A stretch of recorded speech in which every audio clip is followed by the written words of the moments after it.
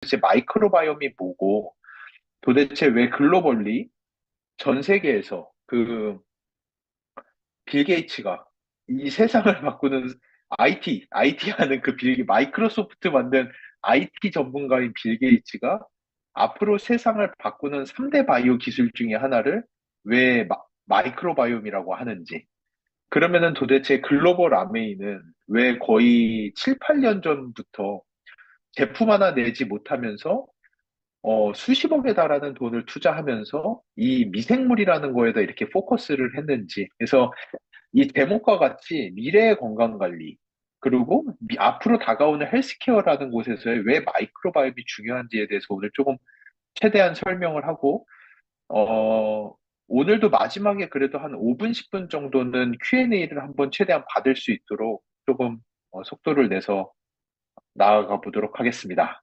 예, 그래서 오늘 처음 들으시는 분들이 있다 보니까, 그리고 죄송해요. 제 컴퓨터가 이상한지, 이게 카메라가 지금 아까부터 계속 닦아보려고 하는데 엄청 뿌옇게 나오고 있네요. 죄송합니다. 그래서 오늘 이제 저희 회사에 대해서 처음 보시는 분들도 있기 때문에 저희 회사는 여기 보시는 것과 같이 HM Pharma라는 회사이고요. 원래 이름은 왜 HEM이냐? 홀자펠 Effective Microbes라고 해서 홀자펠 Effective Microbes라서 HEM이었는데 홀자펠 교수님이 이제 자신의 이름이 들어간 게 너무 부담스럽다고 하셔서 Human Effective Microbes, 사람에게 진짜로 효능이 있는 미생물을 다루는 기업이다라고 해서 HM 파마라는 회사입니다. 저희 회사는 저하고 홀자펠 교수님이 같이 공동 창업을 했고요. 홀자펠 교수님은 전 독일 연방 막스루브너 연구소 소장이자 뭐 칼슐레 대학교 교수시자 뭐 너무 많아요. 너무 많은데 가장 쉽게 설명할 수 있는 거는 여러분들이 잘 아시는 락토바실루스, 그 유산균이죠. 락토바실루스는 웬만해서 거의 다 아시는 것 같아요. 락토바실러스를 위키피디아 들어가서 보시면은 그 분류표에 처음 나오는 게 홀자펠리아 속이라고 있습니다. 그러니까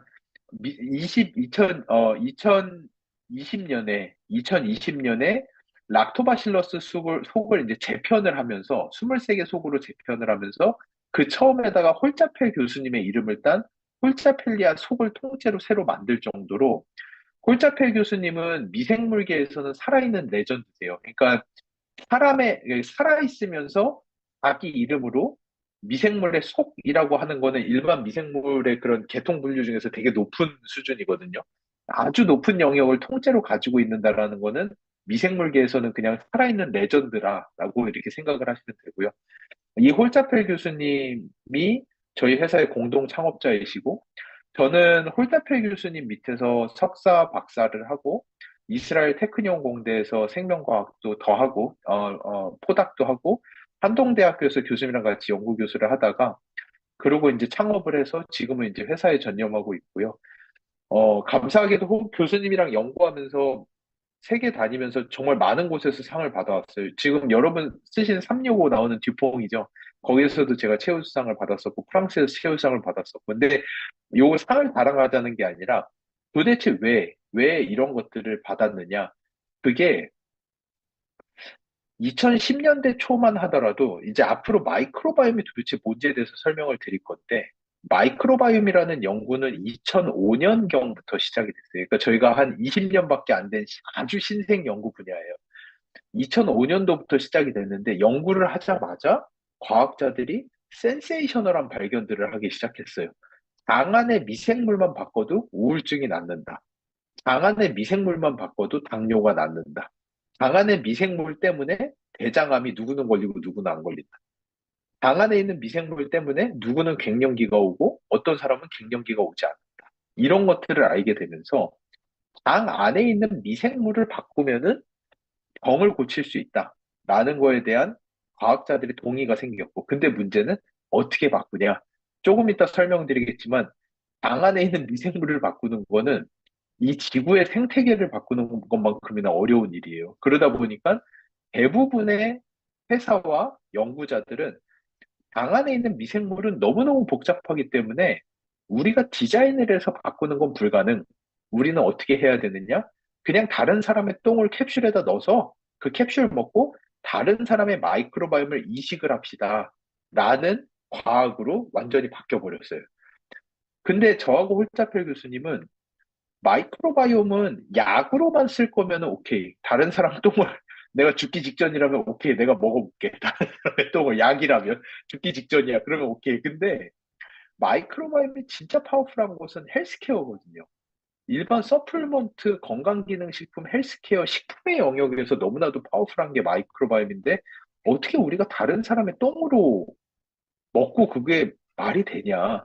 그거 말고 우리는 3세대 마이크로바이옴에서 가장 어렵지만 이거를 해낼 수 있는 3세대 시뮬레이터 기술을 만들어서 다른 사람 똥 안 먹고도 마이크로바이옴을 디자인한 대로 바꿔보자.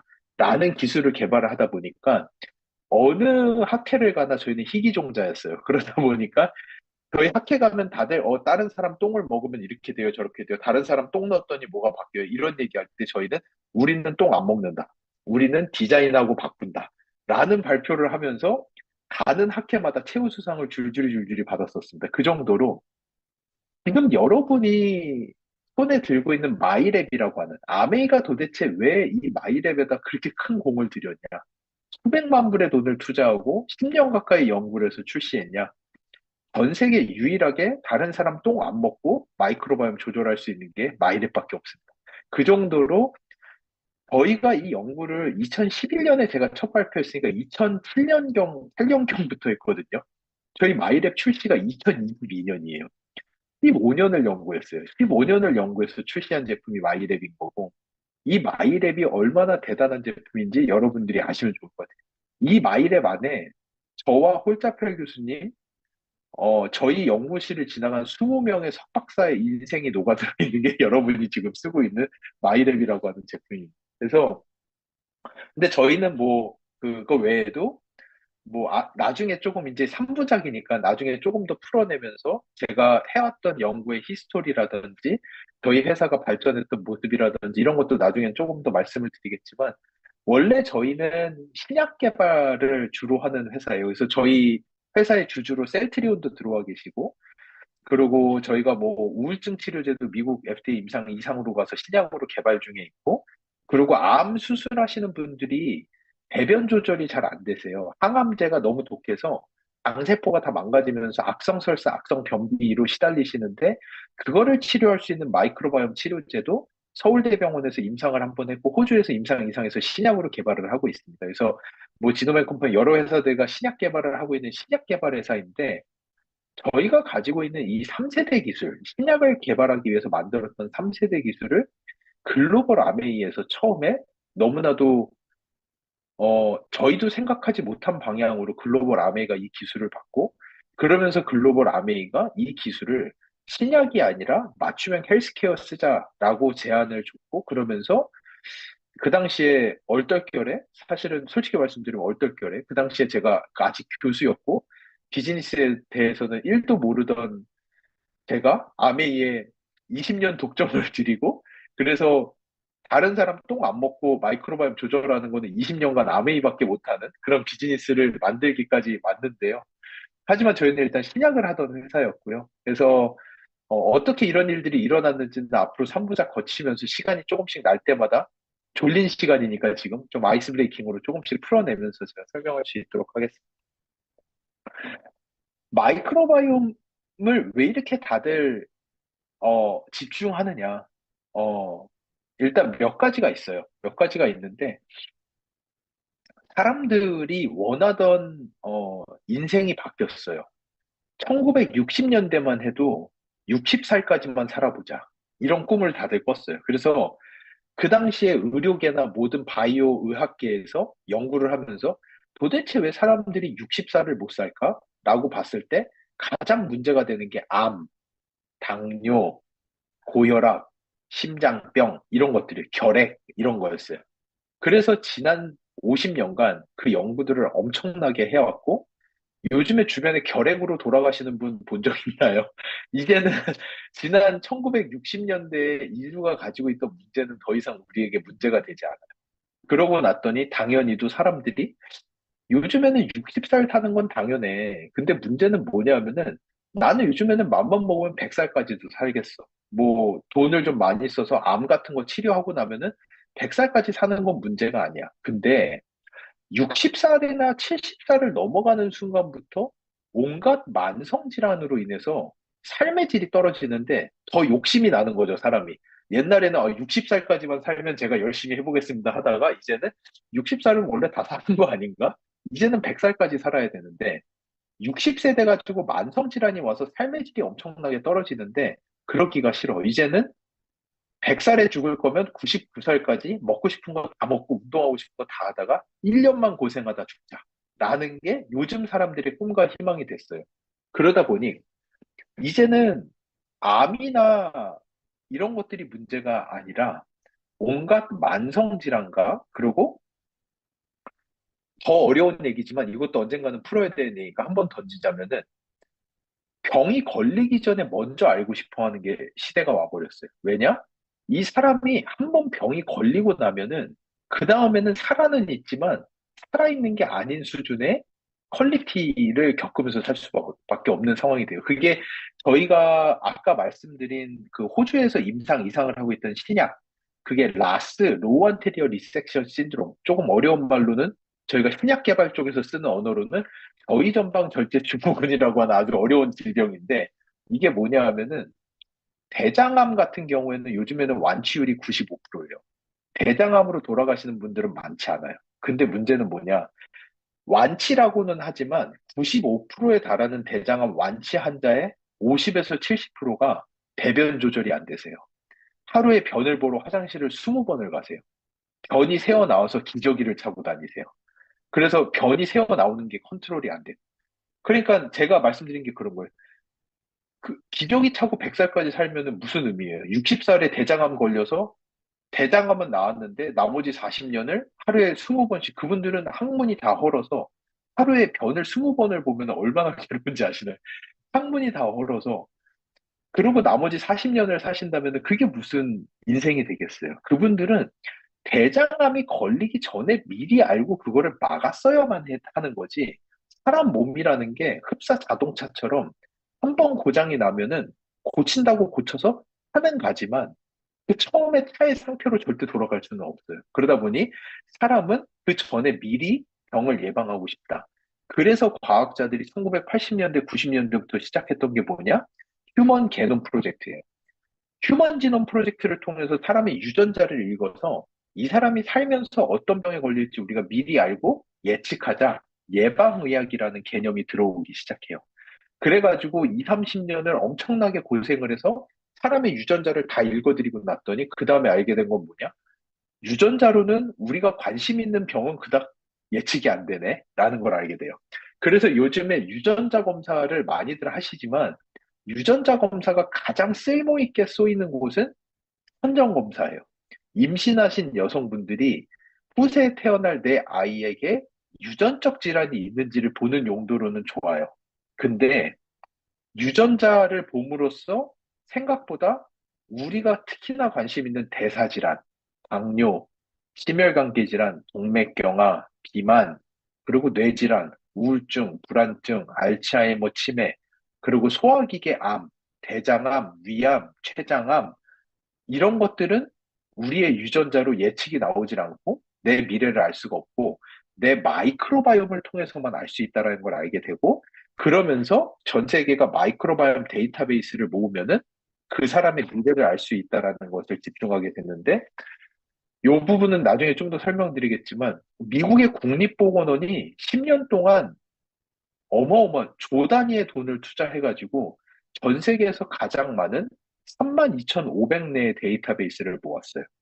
근데 글로벌 아메이가 저희 HM파마와 피마스를 필두로 출시 2년 만에 현재 이미 7만 개가 넘는 데이터베이스를 모으면서 아메이가 글로벌 넘버원 마이크로바이옴 컴퍼니가 됐습니다. 이미. 그래서 이런 것들이 아메이가 왜 마이크로바이옴에 집중을 하느냐. 아메이는 여러분들 ABO 분들이 사실은 한 사람의 미래를 보는 알고리즘을 손에 들게 되시면은 여러분들 사업하시는 데는 제가 볼 때는 여러분들의 사업이 문제가 아니라 여러분들의 시간이 문제가 될 거예요. 여러분들이 사람을 만나러 나가는 게 문제가 아니라 사람들이 너무 많이 찾아와서 시간 관리가 안 될 정도의 삶을 사시게 될 거예요. 생각해 보세요. 내가 이 사람의 마이크로바이옴만 보면 내가 이 사람이 몇 년 뒤에 무슨 병이 걸릴지 안다? 그래서 이 사람한테 내가 포트폴리오를 짜주고 내가 짜준 포트폴리오대로 했을 때 3년 뒤에 이 사람에게 걸릴 병들의 퍼센테이지를 내가 낮춰줄 수 있다? 이러면은 주변에 있는 사람들이 내 미래를 알려줘라고 하면서 엄청나게 찾아올 수밖에 없는 구조가 돼요. 이게 아메이가 꿈꾸는 10년 뒤에 아메이, 유틸라이트 100주년을 맞이할 때 아메이가 가고자 하는 길이 이 방향. 그래서 아메이는 이제 더 이상 휴먼 네트워크 세일즈 컴퍼니가 아니라 아메이는 휴먼 네트워크 라이프 코칭 컴퍼니로 바꾸겠다라는 게 아메이가 이 마이크로바이옴에 엄청난 투자를 하는 한 가지 이유 중에 하나입니다. 이 내용은 할 얘기가 무척 많아요. 나중에 조금 더 풀어나갈게요. 근데 지금 분갈식으로 아주 약간만 제가 풀었습니다. 그래서 그 내용이 이거예요. 앞으로 다가오는 헬스케어 4.0이란 무엇이냐? 미래를 예측하여 건강을 지킨다. 이게 챗GPT랑 제가 얘기하다가 나온 문구인데 너무 좋아서 제가 챗GPT한테 허락은 안 받았지만 제가 쓰고 있는 문구입니다. 미래를 예측하여 건강을 지킨다. 이게 앞으로 다가오는 세상의 가장 큰 화두예요. 근데 이 마이크로바이옴이 미래 건강 예측 모델1의 핵심 데이터베이스가 예. 그래서 그리고 이미 아메이가 글로벌 넘버원 마이크로바이옴 DB를 가진 기업이 됐다라는 거. 이것만 보고서도 왜 여러분이 앞으로 다가오는 아메이의 10년이 얼마나 기대가 되는지에 대해서 생각을 하실 수가 있고 도대체 글로벌 아메이가 왜 수백억 불을 투자를 하면서 이 마이크로바이옴에다 지난 7년간 집중을 해왔는지 여러분이 아실 수 있을 거라고 생각합니다. 히포크라테스가 한 얘기죠. 모든 질병은 장에서 시작된다. 맞는 얘기예요. 어느 정도는 맞는 얘기예요. 제가 이거를 두 가지의 방면으로 풀을 건데요. 오늘은 여기는 3부작 교육이니까 제가 쉬운 내용부터 시작해서 조금 더 어려운 내용으로 풀어가 볼게요. 일단 제가 요거 설명 잠깐 하고 가야겠다. 쉬운 내용과 어려운 내용이 뭐냐면은, 저희도 학회에 가서 발표할 때, 마이크로바이옴이라고 하는 거는 조금 어려운 내용으로 갔다가 좀 쉽게 다시 올게요. 다이렉트 임팩트, 인다이렉트 임팩트라고 부르는 두 가지 영역이 존재해요. 직접적 효능과 간접적 효능이라는 두 가지의 양면을 가지고 있어요, 마이크로바이옴은. 직접적 효능은 무엇이냐? 저희가 섭취하는 프로바이오틱스 또는 얘네들이 만들어내는 대사체, 얘네들이 자극함으로써 바로 만들어지는 특정 대사물에 의해서 우리의 건강 상태가 좌지우지되는 직접적 효능이 있고요. 간접적 효능은 우리 몸 안에 있는 30초에 달하는 마이크로바이옴을 얘네들이 자극함으로써 우리 일상 중에서 저희가 먹고 사는 것들을 우리 마이크로바이옴으로 인해서 다 약으로 바꿔서 인간의 자연 치유력을 극대화할 수 있다라는 두 가지 면이 있습니다. 이 두 가지 면에 대해서 제가 3부작에 거쳐서 조금씩 풀어드릴 건데요. 오늘은 조금 다이렉트 임팩트 쪽 이야기하고 인다이렉트까지 갈 시간이 있을지는 모르겠어요. 그래서 마이크로바이옴이라고 하는 거는 미생물이 저희 몸 안에 많게는 2kg까지 있어요. 저희 몸무게 중에서 2kg가 균이에요. 그래서 방염 걸려서 설사 엄청 하고 나면 살이 조금 빠지죠. 1, 2kg 정도 빠지죠. 그리고 건강검진 받을 때 이제 대장 내시경 하려고 당 세척하고 나면은 몸무게가 살짝 떨어지는 걸 느끼실 거예요. 그게 그 무게가 미생물 무게예요. 우리 몸에 미생물이 1, 2kg에 달하는 미생물 한 마리가 얼마나 작은데 1, 2kg라고 하면 어마어마한 양의 미생물이 저희 장 속에 있습니다. 미생물은 잊혀진 장기라고 표현이 되고요. 미생물은 연구가 이제 20년밖에 되지 않았어요. 왜냐하면은 너무너무 어려운 연구였기 때문에 그래요. 이게 얼마나 어려운 연구냐면은 이 지구에 인간이 80억 명이죠. 그러니까 인간이 80억 명이 있어요. 이 지구 위에. 그것만 해도 어마어마하게 많은 숫자예요. 이 지구에 나무가 몇 그루 정도 되는지 아시나요? 이 지구 위에 나무가? 이 플래넷 전체 위에 나무가 3조 그루 정도 된대요. 3조 그루 정도. 한 사람 장에 미생물이 몇 마리인지 아시나요? 한 사람 장 안에 미생물이 30조예요. 30조. 이 지구에 있는 모든 나무의 숫자보다 10배가 많은 숫자가 우리 장 안에 있는 미생물의 숫자예요. 한 사람의 장 안에 있는 미생물의 생태계를 보는 게 이 지구의 생태계를 보는 것만큼 어려워요. 그러다 보니까 예전에는 우리가 가지고 있는 과학 기술을 가지고 한 사람의 마이크로바이옴을 풀어낸다라는 거는 불가능에 가까운 이야기였어요, 사실은. 그래서 우리 장 안에는 30조에 달하는 미생물이 있는데 종류만 해도 2천 종류가 넘어요. 얘네들이 어떤 일을 하냐 하면은 어 저희가 예를 들어서 음 저희가 설탕을 먹어요. 저희가 이제 그냥 설탕은 아니고 알룰로조와 같은 조금 특이한 구조의 달달한 달달이를 저희가 먹었어요. 그러면은 그 알룰로즈라고 하는 육탄당이라는 거는 탄소가 6개 붙어 있는 CCCCCC 옛날에 화학에서 아마 배우셨을 건데 탄소가 6개가 붙어 있는 당이 우리 몸 안에 들어오면은 첫 번째 미생물이 그거를 반으로 딱 쪼개요. 그래서 파이루베이트라고 탄소가 3개짜리 2개를 만들어내요. 그럼 얘는 요거를 하면서 먹고 살아요.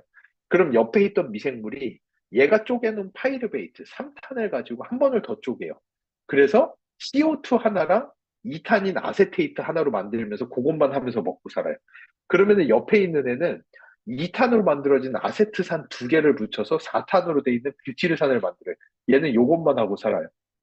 이게 여러분이 설탕 한 조각을 먹었을 때 똥으로 뭐가 돼서 나올지는 아무도 알 수 없는 거예요. 그렇기 때문에 제가 아까 처음에 말씀드렸죠. 과학자들이 이거를 우리가 이 나비 효과, 설탕 하나 들어와도 뭐가 될지 모르는 이 엄청난 나비 효과를 가진 30조에 달하는 생태계, 지구에, 지구 하늘에서 인공으로 비만 뿌려도 그거 하나 때문에 생태계에 어떤 문제가 생길지 아무도 예측하지 못하잖아요. 그 비가 땅에 하천으로 어디로 흘러가서 그게 뭐를 해서 그것도 예측이 안 되는데 우리 장 안에는 어마무시한 복잡한 상태가 있는데 이거를 예측하기가 어렵다 보니까 아, 됐어. 우리 이런 거 못해. 그냥 다른 사람 똥을 먹자. 그게 낫겠어. 오죽했으면 다른 사람 똥 먹자라고 할 정도로 그 정도로 어려운 게 마이크로바이옴이라고 하는 생태계예요. 근데 이게 너무나도 재밌는 거는 저희가 이번에도 그 폐쇄성 폐질환이라고 폐 연구를 하는데 똑같은 쥐예요. 똑같은 쥐 2마리인데 한 마리한테는 폐쇄성 폐질환이 너무나도 쉽게 걸리는 사람의 똥을 이식해주고 다른 한 종류 쥐한테는 폐쇄성 폐질환이 잘 안 걸리는 사람의 똥을 이식해주고 나면은 쥐가 똑같이 돼요. 그, 그 쥐의 건강 상태가 똥만 이식을 해줘도 그대로 쫓아가는 거예요. 더 쉬운 예는 일란성 쌍둥이인데 일란성 쌍둥이면은 둘이 유전자가 100% 똑같은데 한 사람은 비만이고 한 사람은 삐쩍 말랐어요. 그래서 여기에서 비만인 사람의 장내 미생물만 이식을 해줘도 요건 좀 뒤에 나오는 내용이라서 나중에 풀으려고 했는데 요거 설명을 안 하면 못 넘어갈 것 같아서 잠시만요. 요거를 내용이 뒤에 있으니까 제가 요거 하고 다시 앞으로 가겠습니다. 제가 이게 3부작이니까 마음이 한결 편하네요. 1시간 내로 다 해야 된다라고 했으면 진짜 절대 못했을 것 같아요. 여기 보이시는 이 두 여성분이 일란성 쌍둥이에요. 둘이 유전자가 100% 똑같아요. 근데 한 명은 초고도 비만이고 한 명은 말랐어요. 그 말인즉슨 비만의 기원은 유전자가 아니라는 거예요. 일란성 쌍둥이는 유전자가 100% 똑같아도 둘이 완전히 다를 수가 있는 거예요. 그래서 과학자들이 도대체 왜 이 사람은 초고도 비만이 되고 이 사람은 마른 거야? 도대체 둘의 차이가 뭐야? 유전자는 아닌데? 이 사람들의 그래서 마이크로바이옴을 빼가지고 쥐한테 이식을 해줘 봤어요. 비만인 사람의 똥을 빼서 쥐한테 이식하고 마른 사람의 똥을 빼서 쥐한테 이식했더니 쥐가 똑같이 바뀌어요. 비만인 사람 똥 이식받은 지는 비만이 되고 마른 사람 똥 이식받은 지는 마른 상태로 있을 정도로 저희가 이런 연구를 여러 종류를 해봤어요. 그 중에서 가장 놀라웠던 거는 우울증이었어요. 우울증이 걸린 사람의 똥을 이식받은 쥐는 우울해져요. 그리고 되게 불안감이 높고 정상인의 똥을 이식받은 쥐는 정상이에요. 그 정도로 마이크로바이옴이 우리 몸에 관련된 엄청나게 많은 양의 질병에 관여를 하고 있어요. 그런데 이게 다 너무 복잡하지만 이거를 관통하는 하나의 이론이 있어요. 그 이론이 뭐냐? 이게 사람의 장이거든요. 여기가 사람의 장이고 여기가 장 안쪽. 그러니까 이쪽으로 쭉 들어가면 이 안에는 심장도 있고 폐도 있고 뭐 간도 있고 그런 쪽이에요. 여기는 뭐냐? 장이 이렇게 동그랗게 있으면은 요 안쪽인 거예요. 장 안에. 그래서 사람의 장 벽에는 뮤커스라고 하는 점액질이 있고 그 안쪽에는 이렇게나 많은 미생물들이 살고 있어요. 우리가 먹은 음식은 이 위쪽에 있겠죠. 그래서 이렇게 넘어 들어가야 되는데 가장 큰 문제는 여기에 있는 여기에 보이시는 조금 빨간 애들 보이시나요? 점점이 빨간 애들 있죠. 얘네가 뭐냐? 공격 앞으로. 그러니까 얘네는 반동분자들이에요. 여기에 살아야 되는 애들인데 내가 이 인간을 점령해 보겠어라고 해서 이쪽으로 넘어와가지고 내 몸을 공격하고자 하는 아이들이에요. 이 아이들이 여기를 넘어오게 되면은 너무 많이 넘어왔을 때 그거를 저희는 폐혈증이라고. 그래서 그 바로 앰뷸런스 타고 응급실 가는 거예요. 저혈압으로 그냥 뚝뚝 떨어지다가 돌아가시는 지경까지 가는 게 이게 너무 많이 넘어오게 되면. 근데 얘네가 너무 많이 넘어오지 않더라도 여기에 이 벽이 느슨해지기 시작하면은 여기에 있는 애들이 틈을 노리기 시작하고 그리고 또 뭐가 있냐면은 여기에는 미생물들이 이렇게 많이 살면서 여기에서 아이들이 너무 빠른 속도로 살았다 죽고 뭐 죽은 애들도 되게 많고 그래요. 그러다 보니까 여기 있는 대장균은 이미 죽었어요. 근데 대장균의 팔 한쪽이 틈이 조금 열리면서 넘어와 버린 거예요. 그러면 우리 몸 안에서 면역세포는 살아있는 대장균인지 죽어가지고 파란 짝만 넘어온 건지 애들이 알지를 못해요. 그러다 보니까 여기서 염증 반응이 엄청나게 많이 일어나기 시작해요. 그것을 저희는 당누수라는 현상으로 부릅니다. 당누수 증후군, 리키것 신드롬이라는 게 생기기 시작하면은 이 당 안쪽에서의 염증 반응이 엄청나게 많이 생기기 시작하고 심지어 이 패트리스 카니라는 교수가 정의한 정의는 뭐냐? 사람의 당 안에 미생물이 바뀌게 되면은 다양성이 떨어진다든지 미생물에 문제가 생기게 되면은 처음으로 발병할 수 있는 게 이 중간에 있는 거펄미어빌리티, 당의 누수, 당의 틈이 이렇게 생기게 되는데 이 당의 틈이 생겼을 때 가장 큰 문제가 뭐냐? 뇌에서의 포만감이 떨어지고 안에서의 염증이 생기기 시작하고 지방 축적이 빨라지면서 근육이 소실되기 시작한다.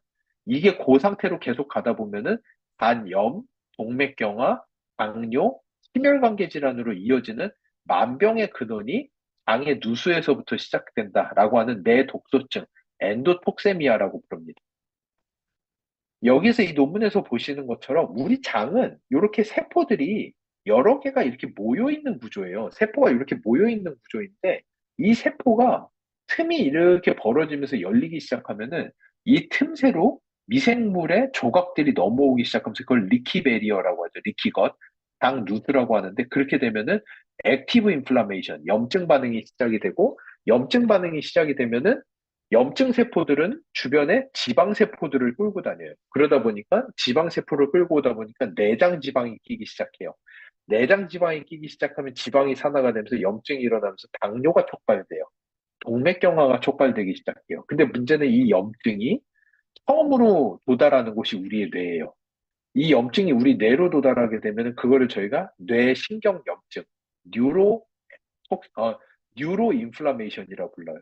뇌에 신경에 염증이 쌓이기 시작하면은 얘네들이 공격을 받기 시작하고 거기에서 이게 누적이 됐을 때 시작되는 게 우울증, 불안증, 더 롱텀으로 길게 누적됐을 때 생기는 게 알츠하이머 치매라는 게 요즘 과학계의 정설로 들어오고 있어요. 그럴 정도로 이 장에서 발병하는 누수를 어떻게 막아내느냐가 제가 아까 말씀드린 다이렉트, 직접적으로 우리의 몸이 망가지는 마이크로바이옴으로 인해서 직접적으로 우리의 건강이 아주 나빠질 수 있는 가장 큰 요소, 이 장에서 누수가 일어났을 때 처음으로 촉발될 수 있다.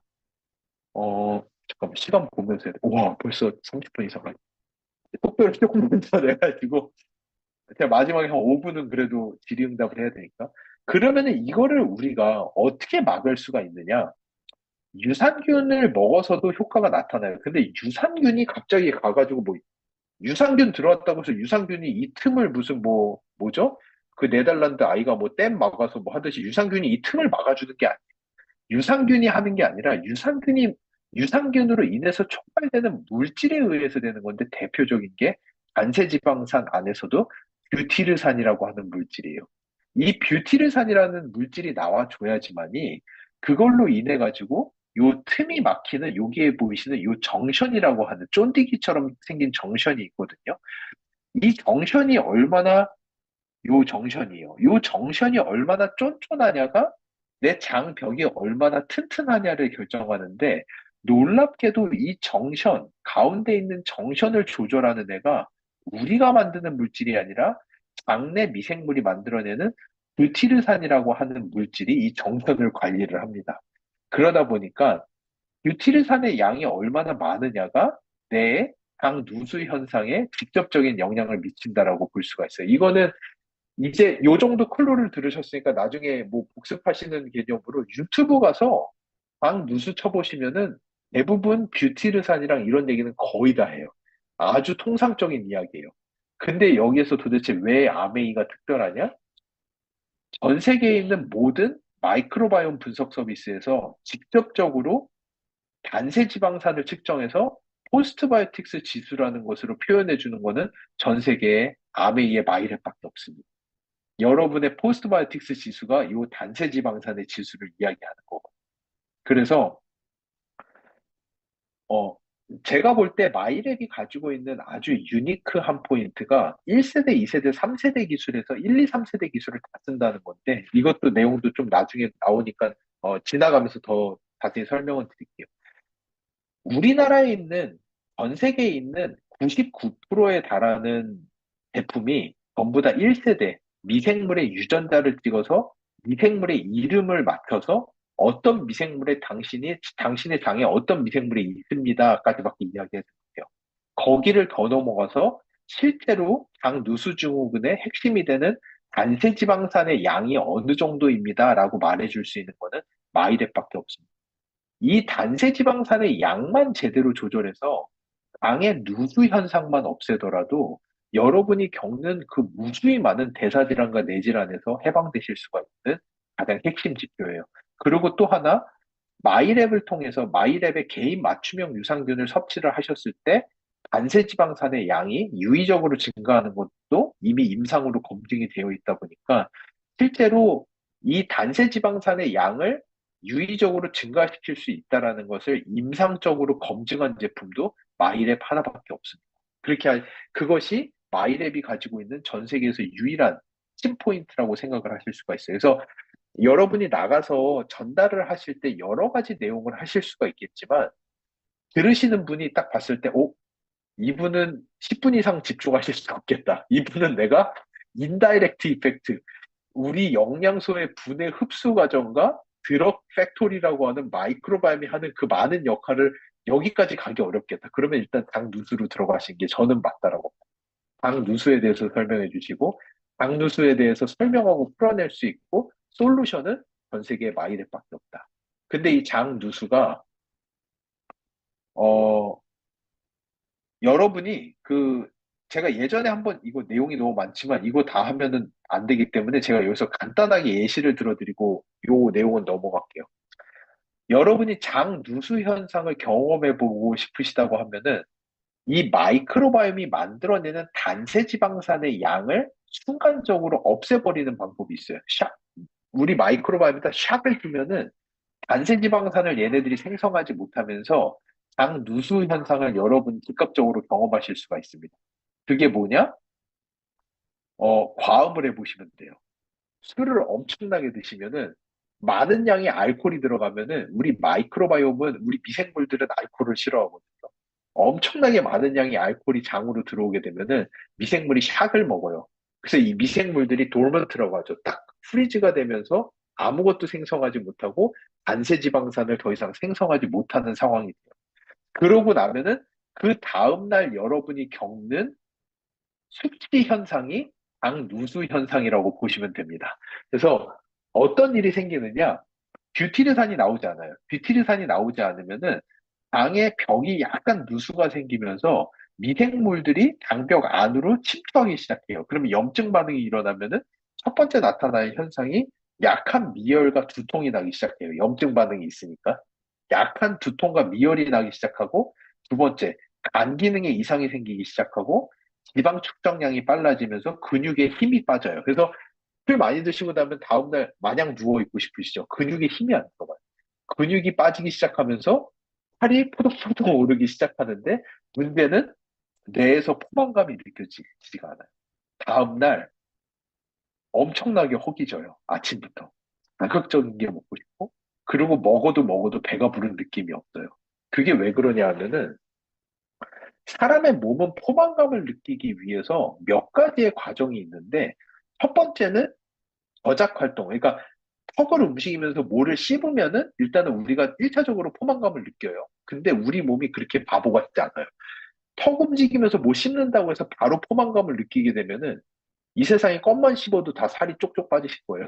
그런 일은 생기지 않아요. 우리 몸이 봤을 때, 아니야, 아니야. 이것만으로는 안 돼. 두 번째가 뭐냐면은, 위가 늘어나야 돼요. 위가 늘어나기 시작하면은, 그렐린이라는 물질이 나오면서 일부 포만감을 느끼기 시작해요. 근데 이것도 파이널은 아니에요. 우리 몸에, 이것만 해서 된다 그러면은, 물만 마셔도 살이 쪽쪽 빠져요. 물만 많이 마셔도 위가 늘어나면서 살이 쪽쪽 빠질 거예요. 근데 절대 그렇지 않아요. 우리 몸에서 파이널로 결정짓는 이 사람이 뭔가 먹었으니까 이제 배가 부르다는 시그널을 뇌로 보내. 라는 최종 결정은 어디서 나오냐 하면은 미생물이 만들어내는 물질을 우리 장벽이 감지했을 때, 이제는 속은 게 아니야. 이제는 진짜로 이 사람 뭐 먹어서 배가 부른 거야. 라는 시그널을 보내게 됩니다. 왜냐? 우리가 뭐를 먹게 되면은 우리의 장내 미생물이 우리가 먹은 음식을 분해하면서 애사체라는 물질을 만들기 시작하고 그러면은 이제 우리는 속지 않아도 되는 거야. 진짜 먹었어. 껌 씹은 거 아니야? 물 마신 거 아니야? 진짜로 음식을 먹은 거야. 라는 시그널이 오는데 문제는 뭐냐? 마이크로바이옴이 프리즈가 돼버리고 나면은 아무리 먹어도 얘네가 대사체를 못 만들어요. 그 말인즉슨 세타이어티 뇌에서 포만감을 느끼지를 못한다는 거예요.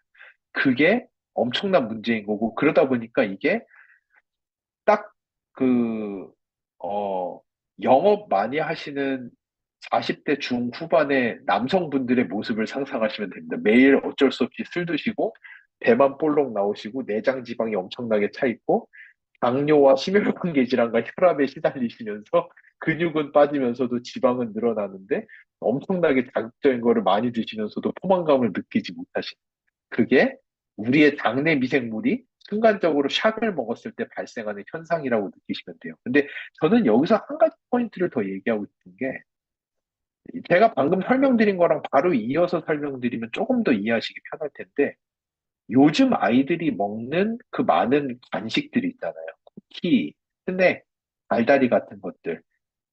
이 안에는 이거는 인다이렉트 가서 설명드리는 게 더 쉽긴 한데 잠깐만 설명하고 나중에 좀 더 보충 설명드릴게요. 문제는 뭐냐면은 우리가 먹는 건강한 음식이라고 하는 것들은 인간이 다 분해하지 못하고 장내 미생물에게 에너지가 넘어가서 장내 미생물이 그거를 분해시키면서 좋은 물질들이 나오는 것이 우리가 먹는 건강한 음식의 정의예요. 그래서 딱 칼로리 흡수량만 보더라도 여러분 글라이세믹 인덱스라는 거 알죠? 내가 먹었을 때 얼마나 빨리 내 혈당이 올라가느냐.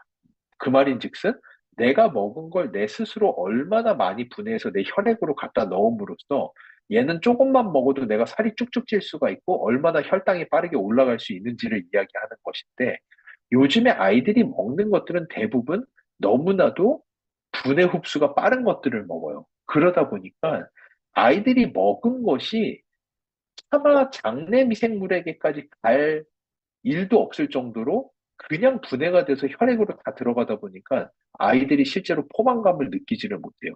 그래서 그렇게 고열량의 쿠키에 그 고열량의 간식들을 그렇게 먹어도 아이들은 포만감을 느끼지 못하는 이유도 여기 있어요. 이거는 제가 나중에 인다이렉트 이펙트라고 하는 아까 말씀드린 간접적 효능에 가서 조금 더 설명을 드리도록 하겠습니다. 그래서 이 장누수라는 현상에 대해서 조금 아시고 이 당누수라는 것이 얼마나 뇌신경염증, 뇌신경염증은 당연히 ADHD라든지 집중력 손상까지도 이어지기 때문에 우리 아이들도 꼭 지켜봐야 되는 포인트예요. 장누수. 이 아이들의 포스트바이오틱스 지수를 어떻게 관리해야 되는가? 내 남편이 정말로 술을 많이 먹고 이런다면은 진짜로 포스트바이오틱스 지수가 충분한가? 당에 누수가 있는 건 아닌가? 대사 질환에 되게 위험하게 노출되어 있는 것은 아닌가? 이런 것들을 좀 잘 볼 수 있으면 좋을 것 같습니다. 그래서 요게 이제 다이렉트 인플루언스라고 하는 당 누수라는 현상인데요. 제가 이렇게 가다 보면은 열흘이 돼도 10번 세션에도 다 못 끝낼 것 같아서 조금 제가 자주 했던 내용은 일단 건너가고 나중에 3회차 가면서 나중에 좀 시간 남으면 나중에 조금 더 풀어보도록 하겠습니다. 그래서 이게 아까 말씀드렸던 그, 어, 제가 처음 설명드렸던 휴먼 게놈, 사람의 유전자로는 안 돼요. 라는 연구의 내용이에요. 사람의 유전자를 다 찍었지만 사람에게는 2만 4천 개의 기능 유전자밖에 없고요. 이거는 초파리보다 조금 많은 수준밖에 되지 않아요. 이게 근데 어, 시간이 오늘은 여기까지만 설명드리고 질의응답 받고 제가 약간 인다이렉트 그 간접적 효능의 티저 같이 요거까지만 말씀을 드리고 오늘은 질의응답 받고 마무리하고 다음 주에 또 2차 강의를 시작을 해야 될 것 같은데요. 어, 이 건강한 사람이라고 하는 거는 몇 가지가 있어요. 어, 제가 내리는 정의로서 더 건강한 사람은 남들에게 없는 기능을 가지고 있는 사람이 더 건강한 사람이에요. 저희 학계에서는 그런 사람을 슈퍼 리스폰더라고 불러요. 슈퍼 리스폰더, 슈퍼 반응자. 반응자라는 거는 뭐냐 하면은 이 사람이 우리가 살고 있는 자연계에 얼마나 반응을 할 수 있는 사람이냐가 사실은 건강한 사람의 되게 큰 기준이 돼요. 그러니까 인간은 옛날에는 나는 나야. 나는 나 혼자 사는 거야. 나는 내가 알아서 다 하는 거고, 내 몸은 내 면역 체계 하나로 그냥 다 되는 거야. 라고 생각을 했는데, 요즘 들어서 과학자들이 알게 되는 거는, 어, 우리가 살고 있는 이 자연계를 내가 얼마나 활용함으로써 내 몸의 자연 치유력을 극대화시키는데 활용할 수 있는가가 실제로 건강한 사람의 아주 중요한 기준이 돼요. 그러니까, 이런 거예요. 저희가 지금 그 아산병원이랑 같이 폐쇄성 폐질환, 그 폐 질환에 대한 연구를 하고 있거든요. 신약을 개발하고 있어요. 근데 이 연구를 하면서 저희가 재미있는 군이 하나가 있어요. 그 모집군이 뭐냐 하면은 헬시 스모커라고 건강한 흡연자들이에요. 실제로 건강한 흡연자가 있어요. 이게 뭐냐면 여러분이 뭐 TV에서 인간극장 뭐 이런 거 보시면 가끔 갑자기 한 120살 되신 할머니가 나오시는데 할머니가 막 주름이 엄청 짜글짜글한데 허리 꼿꼿하게 피시고 매일 밭에 나가서 밤매시고 곡괭이질 하시는데 하루에 담배 2갑씩 피시면서 소주 3병씩 드시는 아시죠? 어떤 느낌인지 아시죠? 실제로 그런 분들이 계세요. 그러니까 남들에게 없는 엄청난 기능을 가지신 분들이 계세요. 그런 분을 저희는 슈퍼 리스폰더라고 불러요. 이번에 연구했던 것 중에서 저희가 보니까 이런 할머니들의 똥을 쥐한테 이식을 해주면은 그 쥐를 저희가 스모킹 챔버라고 담배 연기가 쥐한테는 좀 미안하지만 담배 연기가 엄청나게 자욱한 방에 넣어놔도 폐가 애기 폐처럼 쌩쌩해요. 근데 너무나도 쉽게 폐질환이 걸리는 사람의 똥을 이식해준 쥐는 스모킹 챔버에 잠깐만 들어갔다 나와도 폐가 완전히 다 망가져요. 폐 섬유화가 일어나기 시작하고 천식이 바로 일어나기 시작하고 난리가 나요. 봤더니 그 엄청난 그 헬시 스모커라고 하는 슈퍼파워가 있으신 분은 이 자연계에 있는 물질을 먹으면은 그거를 폐를 보호하는 물질로 바꾸어내는 미생물을 장에 들고 계신 거를 저희가 이번에 발견을 했어요. 그래서 그 기능이 없으신 분들에게 그 미생물을 넣어주면은 실제로 폐가 보호가 된다라는 거를 저희가 이번에 찾게 됐고 그걸로써 신약을 개발하고 있어요. 이게 여러분에게 제가 약간 하나의 예시를 들어드리면서 새로운 시각을 열어드리고자 하는 거예요. 건강이란 도대체 뭐냐? 내가 이 자연계를 얼마나 활용할 수 있을까? 자연계보다 조금 더 쉽게 넘어가 볼게요. 제가 지금 아메이에다 되게 쪼르고 있는 아메이 ABO 분들에게 교육할 때 쓰고 싶다고 쪼르고 있는 자료가 있는데 이번에 저희가 아메이랑 같이 131명에 달하는 임상 시험을 했어요. 임상 연구를 했어요. 131명에게 뭐를 봤냐 하면은 여러분이 매일 드시는 더블엑스 안에는 사람이 분해할 수 없는 성분들이 들어있어요. 18개 정도의 성분이 있어요. 그 말인즉슨 이 18개의 성분은 장내 미생물에 의해서만 분해가 되고 흡수가 돼요. 요 내용은 티저예요. 제가 다음 주 가야지 조금 더 자세히 설명을 드릴게요. 근데 이 18개의 물질을 그러면은 얼마나 잘 쓸 수 있는지가 그 사람의 건강 상태를 좌지우지하게 돼요. 131명의 임상 연구를 했는데 18개 다 쓰시는 분은 2명밖에 없었어요. 131명 중에. 근데 그나마 15개 이상을 쓸 수 있는 저희가 흔히 얘기하는 슈퍼 리스폰더, 슈퍼 컨트롤, 슈퍼 리스폰더, 슈퍼 반응자들은 이 더블 X를 5개도 쓰지 못하는 사람에 비해서 방 안에 있는 미생물의 다양성이 2배가 높았어요. 그러니까 이게 어떤 구조가 되냐 하면은 우리 자연계는 무궁무진해요. 옛날에 독일인 과학자들이 아스피린을 처음에 어떻게 발견했는지 아시나요? 아스피린을 어떻게 처음 발견했냐면은 아프리카에 갔는데 아프리카 부족민들이 막 전쟁을 하다가 상처가 막 났는데 돌아오고 나서 어떤 나무 이파리를 으깨가지고 상처에다 바르니까 상처가 낫기 시작하는 거예요. 그래가지고 그 독일인 과학자들이 너무 신기해가지고 그 이파리를 가져다가 분석을 했고, 그랬더니 그 안에 진짜 약이 되는 물질이 있다라는 걸 알게 됐고, 그렇게 만들어진 게 아스피린이에요. 그러니까 이 자연계에는 무궁무진한 어, 보고예요. 인간이 자연 치유를 할 수 있는 무궁무진한 보고인데, 인간은 그거를 다 쓰지 못해요. 인간의 유전자는 2만 4천 개밖에 없어요. 이 자연계에는 달다리를 구성하는 글루코즈, 저희가 좀 어려운 말로 글루코즈, 프록토즈, 프록토올리고사카라이드. 요즘에 이제 슈퍼 가면 조금 설탕, 과당보다 조금 시럽보다 좀 비싼 게 프록토올리고사카라이드, 그 올리고당. 그거보다 조금 더 비싼 게 알룰로즈당 이런 것들 있잖아요. 구조가 다 복잡하고 다른 것들이에요.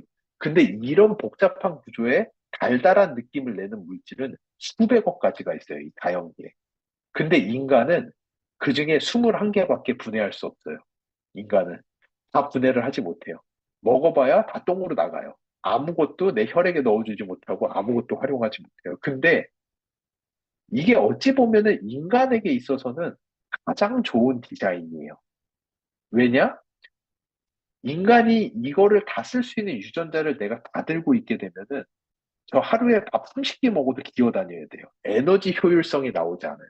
그래서 이렇게 할 수밖에 없고, 나머지 이 자연계를 활용하는 무궁무진한 물질들은 내 장 안에 있는 미생물을 통해서 할 수밖에 없다. 가장 재밌는 예시가 아마 아시는 분들은 아실 거예요. 에코올이라는 물질.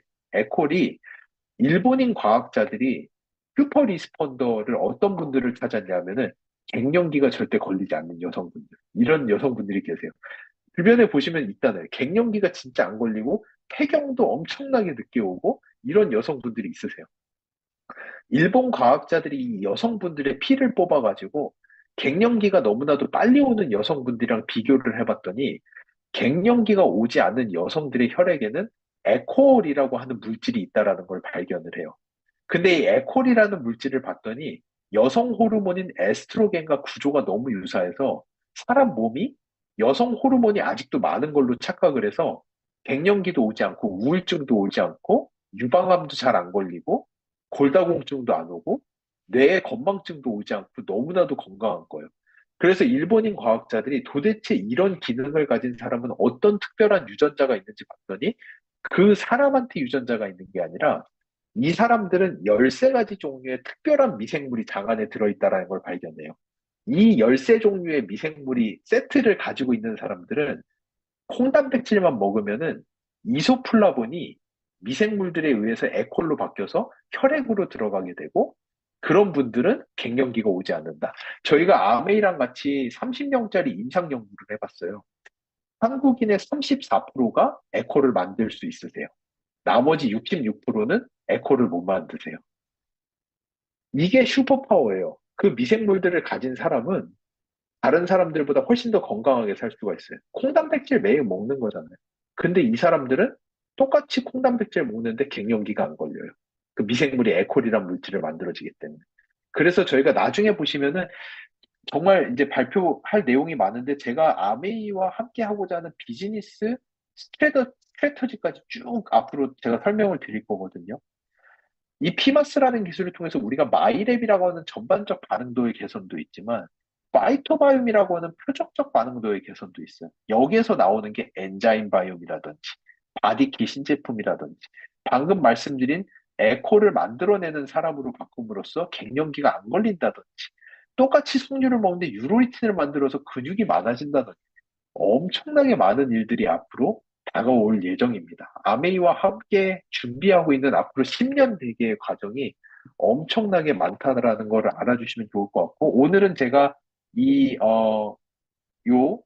인다이렉트라고 하는 어떻게 인간이 자연계를 활용할 수 있는지, 그 안에서 마이크로바이옴의 역할이 도대체 무엇인지, 그리고 아메이는 이거를 극대화시키기 위해서 1세대, 2세대, 3세대 기술을 사용함으로써 어떻게 마이랩이라는 제품까지 나올 수가 있었고, 여기에서 만들어지는 데이터베이스를 통해서 파이토바이옴이라고 하는 신기술까지 넘어감으로써 표적적인 반응도의 개선, 단백질의 분해 흡수를 증가시킨다든지 이런 거에서 조금 더 시간이 남는다면 지금 저희가 하고 있는 겉모닝의 루틴이 왜 중요한 것인지, 겉모닝이 마이크로바이옴에 어떠한 역할을 하는지, 그리고 저희가 지금 쌓아 올리고 있는 데이터베이스에 대한 데이터베이스가 얼마나 귀한 건지, 이 데이터베이스를 가지고 미래가 어떻게 열리는지에 대한 내용, 그리고 더 시간이 나오면은 제가 결과지에 대한 리뷰도 조금 더 해드릴 수 있도록 장표는 다 준비가 되어 있거든요.